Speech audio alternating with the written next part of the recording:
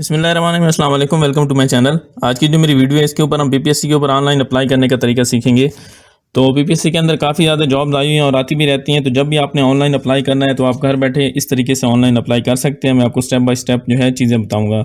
तो ये आप देख रहे हैं कि काफ़ी ज़्यादा जॉब्स आई हुई हैं। तो आपने जिस जॉब पे भी अप्लाई करना है आप इस पर क्लिक कर देंगे। फ़र्ज़ करें मैं असिस्टेंट पे क्लिक करता हूँ, तो ये देखें असिस्टेंट की जैसे ही आप क्लिक करेंगे तो इसके ऊपर सारी रिक्वायरमेंट्स आ जाएंगी कि नंबर ऑफ़ पोस्ट कितने हैं, इसके अलावा इसके अंदर डिसेबल कोटा, वुमेन कोटा, इसकी फ़ीस कितनी है। फ़ीस के हवाले से एक और चीज़ भी है कि इसके थोड़ा एक्स्ट्रा चार्जेस होते हैं, वो मैं आगे चल के आपको बताऊँगा।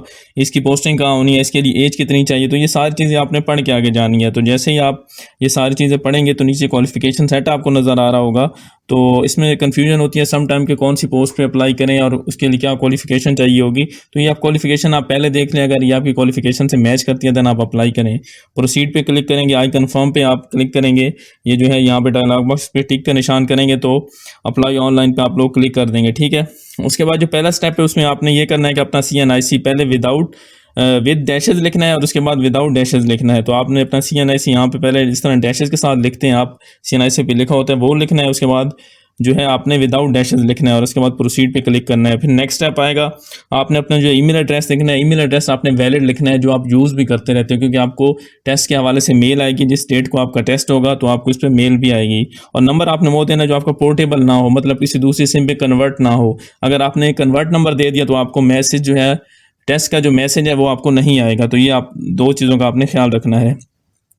ऐसे करने के बाद नेक्स्ट जो है स्टेप, उसमें आपने अपनी जेंडर सेलेक्ट करनी है, मेल फीमेल जो भी है, ट्रांसजेंडर है। आपने डेट ऑफ बर्थ लिखनी है अपनी, और इसके अंदर आपने ध्यान रखना है डेट ऑफ बर्थ जो आपने आपके मैट्रिक के रिजल्ट कार्ड ट्रांसक्रिप्ट के ऊपर है आपने वो मेंशन करनी है, आईडी कार्ड के ऊपर भी होगी।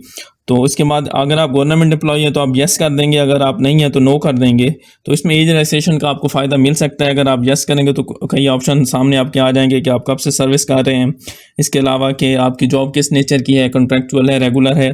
तो आपने यस नो जो भी आपकी रिक्वायरमेंट है आपने सेलेक्ट करना है, ठीक है।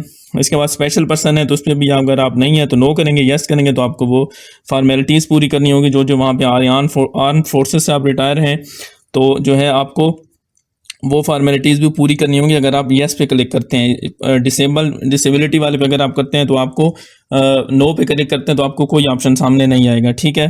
तो इस तरह करके बारी बारी आपने सारे जो है स्टेप आपने सारी चीज़ें लिखनी है। उसके बाद जो नेक्स्ट स्टेप आएगा ये बिल्कुल ईजी है। इसमें आपने अपना नाम लिखना है, अपना जो है CNIC नंबर देना है, अपना जो है CNIC की एक्सपायरी डेट देनी है, अपना पोस्टल एड्रेस लिखना है और अपने जो है वालिद का नाम लिखना है। तो ये आपने बेसिक इन्फॉर्मेशन यहाँ पे फिल कर देनी है।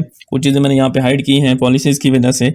उसके बाद जो नीचे चीज़ें हैं, कन्वेक्टेड बाई मार्शल लॉ, तो आपने कोर्ट मार्शल तो आपने यहाँ पे नो कर देना है। इसके अलावा जो है कि आपका रिलेटिव काम कर रहा है PPSC के अंदर तो अगर कर रहा है तो यस, अदरवाइज नो कर देंगे।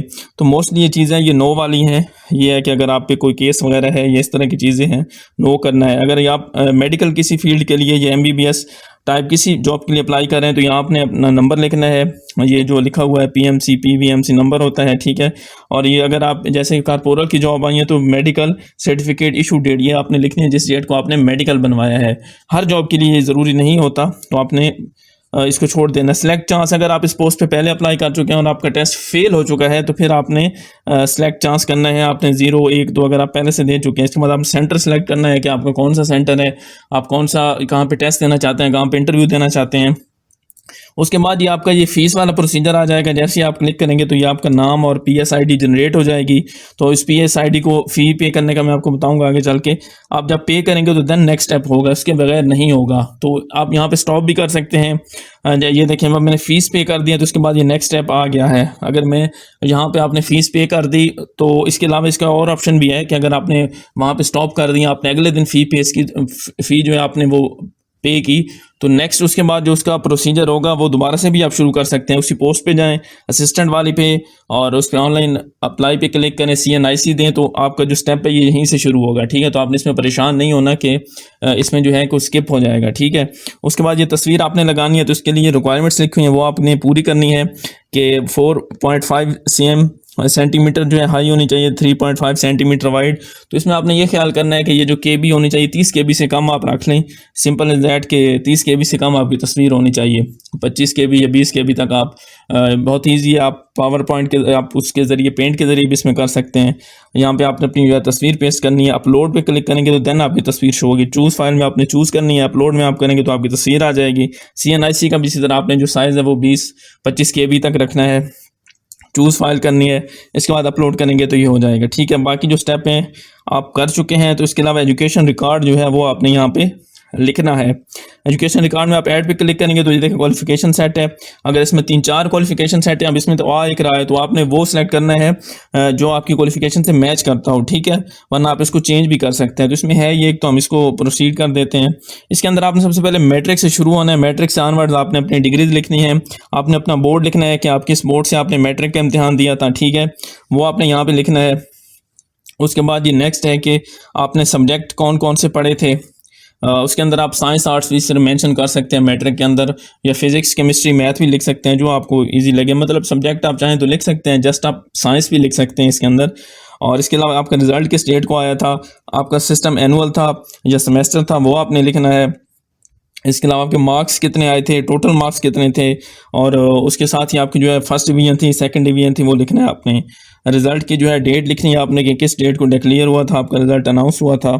तो ये सारी चीज़ें आपने करके ऐड अनदर एजुकेशन पे क्लिक करना है। ठीक है, ऐड अनदर एजुकेशन पे आप क्लिक करेंगे तो आपका जो है नेक्स्ट स्टेप आ जाएगा। तो नेक्स्ट स्टेप में आपने ये करना है कि अपनी जो इंटरमीडिएट की है एजुकेशन वो आपने यहाँ पे एंटर करनी है। ठीक है, तो ये एंटर कर देते हैं हम। मैट्रिक की हो गई तो उसके बाद इंटरमीडिएट की कर देते हैं। इंटरमीडिएट में भी आपने सेम करना है कि आपने अपना बोर्ड सेलेक्ट करना है, जो आपका बोर्ड है जो भी है आपका, आपने वो सेलेक्ट करना है। आपके जो सब्जेक्ट थे सेम, अगर आपने कॉमर्स में किया है, साइंस में किया है, आर्ट्स में किया, वो लिख सकते हैं। और आपकी जो है रिज़ल्ट की डेट आप यहाँ पे लिख सकते हैं, जिस डेट को आपका रिज़ल्ट अनाउंस हुआ था। अमूमन रिज़ल्ट कार्ड के ऊपर डेट जो है वो मेंशन होती है। उसके अलावा आपका फिर जो है एग्जामिनेशन सिस्टम एनुअल था या सेमेस्टर सिस्टम था, वो आपने लिखना है। मार्क्स आपने कितने हासिल किए थे, टोटल कितने थे, सेम उसी तरह जिस तरह आपने मैट्रिक वाला जो है प्रोसेस रिपीट किया, आपने इसी तरह लिखना है। फर्स्ट डिवीजन बनती है तो ठीक है, नहीं तो आप सेकंड थर्ड कर देंगे। तो इसमें एक परसेंटेज का ऑप्शन भी आ रहा है, जब आप ऐड कर रहे हैं साथ साथ ऐड एजुकेशन, तो परसेंटेज ये खुद ही निकाल रहे हैं, आपने परसेंटेज नहीं निकालनी। जब आप अपने मार्क्स लिखेंगे तो परसेंटेज आ जाएगी। इस तरह करके आपने सारी अपनी जो है एजुकेशन वो यहाँ पे एंटर करनी है। और इसके बाद अगर आपने सर्विस रिकॉर्ड एक्सपीरियंस स्टेटस जो है, अगर तो आपने गवर्नमेंट सर्वेंट लिखा है तो फिर आपको ऐड करना पड़ेगा। अगर नहीं किया तो नॉट एप्लीकेबल आ जाएगा और आप अपनी जो है सबमिट कर सकते हैं। इसके अंदर अगर आप करना चाहें तो इसके अंदर आपकी जो पोस्ट है वो लिखना है, आप किस डिपार्टमेंट में काम कर रहे हैं, आपका स्केल कौन सा है, कब आपकी जो है जॉब शुरू हुई थी, अगर अभी कर रहे हैं तो वो डेट मेंशन करें, अगर छोड़ दी थी तो वो आपने वो डेट लिखनी है। ऐड एक्सपीरियंस करके आपके जितना एक्सपीरियंस है आप इसमें ऐड कर सकते हैं। स्किप भी आप इसको कर सकते हैं, अगर आप इसको नो करेंगे शुरू में तो ये हो जाएगा। इसके बाद सबमिट एप्लीकेशन आ जाएगा, तो आपने सबमिट कर देना है। आपको एक मैसेज आ जाएगा फ़ौरन ही, आपके जो है उसके ऊपर एक लिखा होगा एप्लीकेशन नंबर, टोकन नंबर, वो आपने एंटर करना है। अगर आप किसी कोई गलती हो गई तो आप उसको एडिट भी कर सकते, प्रिंट ले लेना है एप्लीकेशन का और अपने पास सेव रखना है। तो ये अप्लाई करने का तरीका था।